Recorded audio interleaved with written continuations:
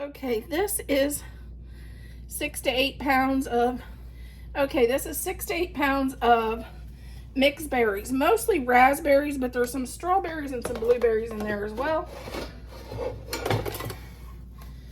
To this, I'm going to add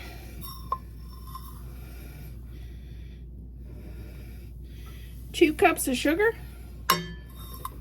and then I'll add 2 cups of flour. And don't add my cracker in there. That's just so my sugar don't get hard.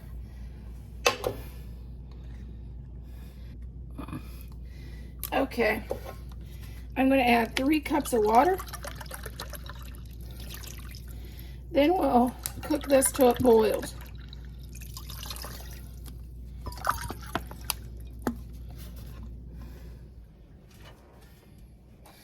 Okay, here's our berry mixture. I have the jar, debubbler, and canning funnel. I just use a cup and I just pour it in. And I pour it up to the ring.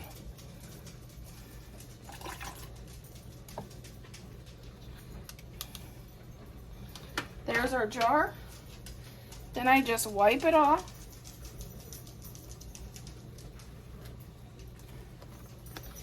Add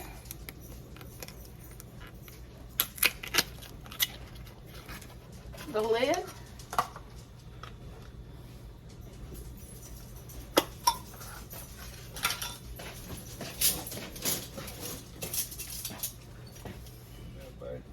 Okay, then this is a screw-on lid. Just we need hot water. Turn it on till it's tight. Now we'll be pressure canning this. We'll be back to pressure can it. And after we get these all done. Okay, I filled our canner to the fill line. I have our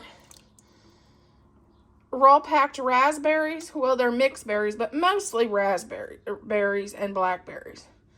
There was a couple blueberries in there, and there was a couple strawberries in there, but not mostly raspberries. I thought for sure I'd have to use the pressure canner. After looking in the ball canning book, and that's mine, it might be an older version than yours, but that's mine. It says that you can hot water bath these. So I'm going to turn on my stove, and I will bring this to a boil. It says they only need to boil, after this comes up to boil, they only need to boil 15 minutes.